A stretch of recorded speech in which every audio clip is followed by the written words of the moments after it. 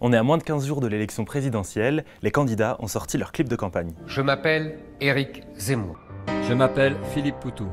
À chaque élection, ces clips sont des outils très importants pour les candidats. C'est une sorte d'étendard, ça leur permet de montrer à la fois qui ils sont et ce qu'ils défendent. Le choix des mots et de l'image, rien n'est laissé au hasard, et c'est ça qu'on va décrypter pour vous.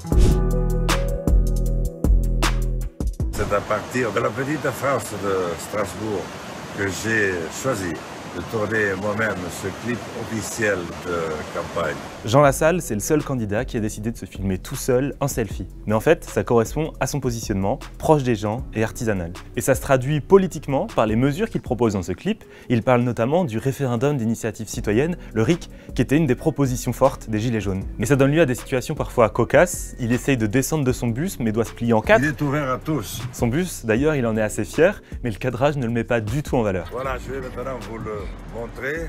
Et puis la fin, elle est assez magique. Vive la République, vive la France. Ça va aller? Très bien. Voilà. Je vous accueille dans ma bibliothèque pour vous parler le plus directement de ce qui compte pour moi à ce moment.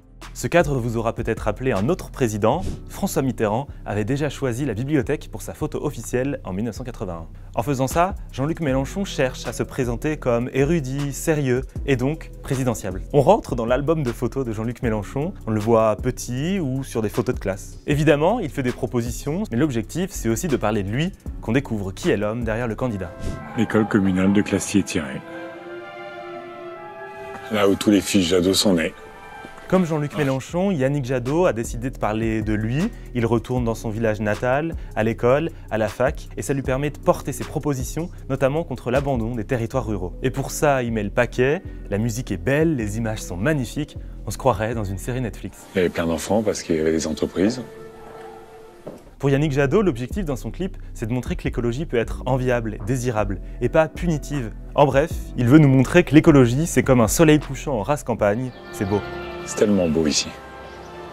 C'est ça l'écologie en fait. Et malgré ces crises, nous n'avons jamais cessé d'agir. Emmanuel Macron, il joue à fond la carte du président sortant en pleine tempête alors que la guerre fait rage en Ukraine. Il se donne une image très dramatique, en costume, cravate, très sérieuse. Son message est simple, on ne change pas le président en pleine tempête. Finalement, il y a assez peu de propositions. Par contre, il répond aux attaques qu'on a pu lui faire pendant le quinquennat. On lui a reproché d'être déconnecté, il montre des agriculteurs et des boulangers au travail. On lui a reproché d'avoir trop peu de femmes dans son entourage, il ne montre quasiment que des femmes dans son clip. On lui a reproché de ne pas en avoir fait assez pour le climat, il assure qu'il a fait baisser les émissions de gaz à effet de serre de 12%.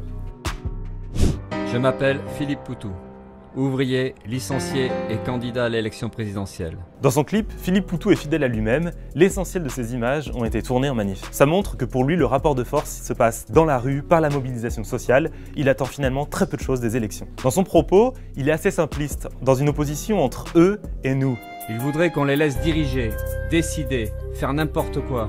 D'un côté, les riches, les capitalistes, les banquiers, de l'autre, le peuple, les ouvriers, les jeunes et les retraités. J'aime la France. Fabien Roussel, il mise sur une idée qui lui a permis de se faire connaître dans la campagne, la défense de la viande. Et du coup, on le voit déguster une pièce de bœuf avec des frites, il défend les bistrots et la gastronomie. Sur le fond, c'est un discours communiste assez classique, il s'en prend aux grands groupes et aux grandes fortunes qu'il veut taxer davantage. Mes chers compatriotes de l'Hexagone, d'Outre-mer et de l'étranger. Valérie Pécresse, c'est assez classique, voire carrément chiant. Elle est toute seule pendant tout le clip, sans fioriture. Finalement, c'est pas très moderne et pas non plus mobilisateur, mais on pourrait se dire que ça correspond aussi à son électorat plus âgé. Sur le fond, son discours est à l'image de son clip, assez classique, finalement de droite, elle martèle l'autorité et la liberté. À l'heure où la guerre est revenue en Europe, je me présente à vous. Parmi tous ses opposants politiques, Anne Hidalgo, dans son clip, s'est choisi un ennemi, Jean-Luc Mélenchon. Dans ce moment, il nous faudra écarter les extrémistes, les haineux, les adeptes du bruit et de la fureur. Je suis le bruit et la fureur. L'objectif d'Anne Hidalgo est de montrer que Jean-Luc Mélenchon n'est pas le vote utile à gauche, mais que les voix socialistes doivent se porter sur sa candidature. Sur le fond, elle reste très vague, elle veut investir dans l'école, l'hôpital et les retraites, sans rentrer dans les détails.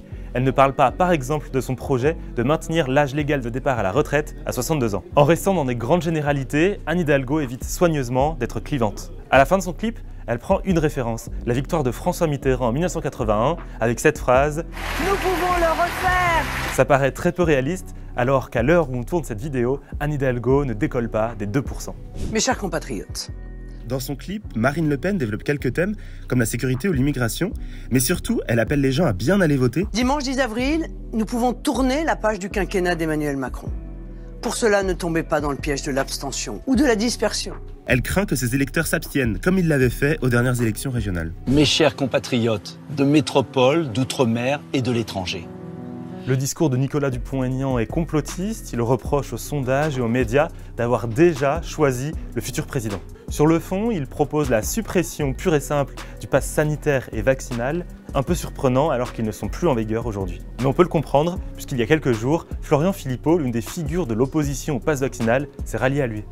Depuis des années, les conditions d'existence du monde du travail reculent. Dans son clip, Nathalie Arthaud s'est assise dans un bistrot du nord-est parisien, une façon de se montrer proche des gens. Mais là où ça pêche, c'est qu'elle apparaît toute seule à l'écran. On ne voit aucun autre visage, c'est un peu surprenant pour quelqu'un qui dit être proche du peuple et des travailleurs. Sur le fond, c'est un discours anticapitaliste classique. Elle s'en prend à ces riches qui dépensent des millions pour partir dans l'espace, qu'elle oppose à ces gens qui galèrent, à ces gens qui peinent à se chauffer et à se nourrir. Ils vous disent que ce n'est pas possible.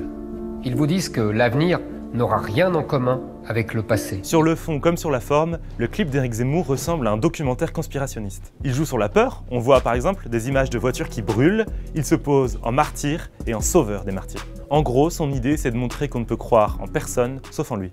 Vous avez raison de ne plus les croire. Tout au long du clip, il n'a qu'un sujet en tête, l'identité, l'immigration et la sécurité, quitte à esquiver tous les autres sujets qui sont pourtant importants pour celui qui veut aspirer à la fonction présidentielle, le climat, l'éducation, la santé, le travail.